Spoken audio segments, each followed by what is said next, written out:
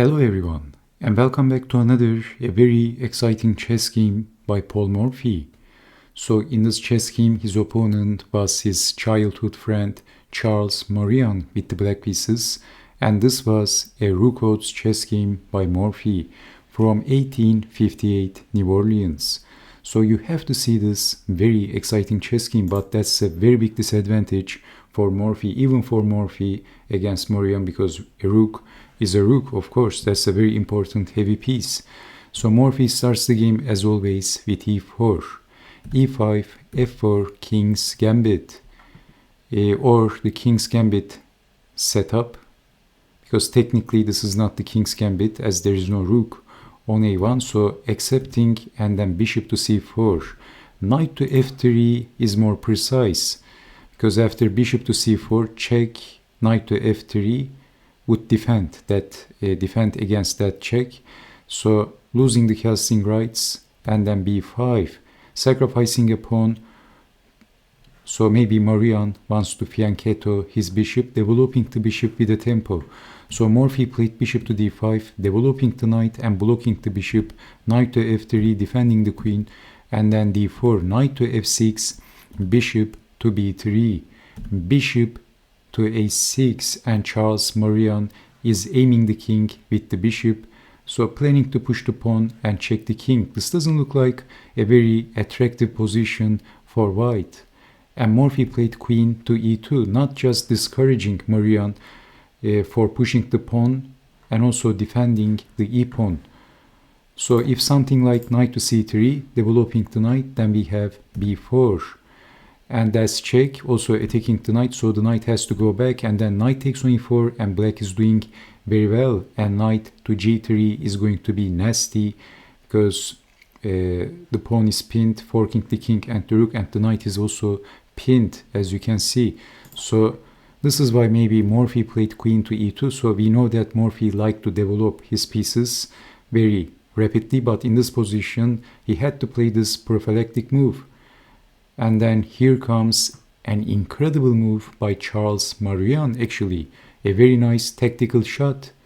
Black played, well, Maurian played knight takes on d4, a very exciting move. Why did Maurian sacrifice his knight? Knight takes on d4, this was the idea, b4. The queen can't take the queen because this queen is pinned to the king by this nasty bishop. So Morphy didn't want to lose his queen, and he captured the bishop, and this was a blunder. Yes, this was a terrible blunder. This blundered the checkmate in 2 moves. A rare blunder by one of the most accurate chess players of the 19th century of chess.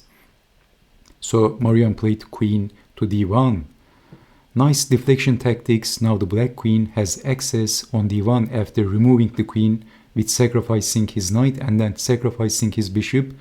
He removed the queen, and this was a killer attack by Charles Maurian. That's check. Only move. Well, Maurian didn't want to capture the rook, because instead of capturing the rook, he has a better move. When you see a better move, play that move. So Maurian captured the pawn. This was the better move, because this is checkmate. Knight takes on e4. Interestingly, this was the last chess game where Paul Morphy gave Maurian rook odds. Maybe he was frustrated, as it was a humiliating defeat for the legendary chess master. Or maybe Morphy realized that Maurian was strong enough chess player for sacrificing heavy pieces like rooks before the chess game. Actually, Maurian, Charles Maurian, was no wood pusher. Of course, he was not as strong as Paul Morphy, but at one time Charles Maurian even defeated Wilhelm Steinitz, I believe in 1884, and that was not an odds game, and he even defeated Johannes Zukertort, also one of the leading players of the late 19th century of chess. And okay, let's check out how did Paul Morphy make the blunder. So can you see the best move for white in this position instead of capturing the bishop? Well, it's actually a very simple question. It was, instead of queen takes on a6, a blunder, c4, better. This was not better, this was a necessary, mandatory move, and Morphy missed this. I don't know how it happened, but he missed this surviving move. One of the most accurate chess players of the 19th century of chess missed this, because you might say, okay, there is en passant, but can you see the difference? Now, this time, if queen takes bishop, there is no queen to d1, because this bishop is defending on d1, the key defender, and white is in the ballgame. So that was the big difference. After Morphy captured the bishop, queen to d1 is possible because the c-pawn is blocking the bishop. Unbelievable, Morphy missed this. This is the only move. And then knight takes on e4, checkmate. Knight to g4 would also be checkmate. So Morphy got checkmated in 12 moves.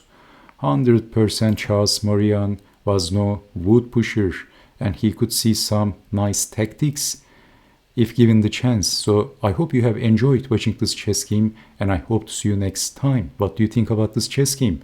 Take care and bye bye.